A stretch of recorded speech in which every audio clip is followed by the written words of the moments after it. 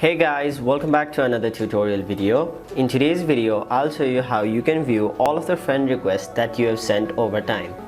So, it's really quick and easy, so let's jump straight right into it. The first thing you want to do is open your Facebook app. And now, go to the menu on the bottom right corner of your screen. After that, you'll have to locate the option Friends and then tap on it.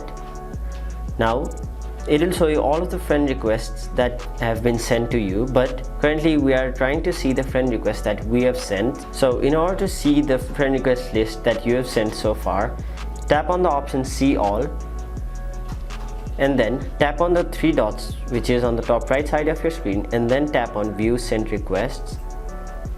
And now you can see all of the friend requests that you have sent so far to people who have not responded. They have neither accepted your friend request nor rejected your friend request. So this is the list of the people whom you have sent friend request over time. Hope this video was helpful to you guys, and if it was, make sure you like this video and subscribe to our channel so that you don't miss out on further videos such as these.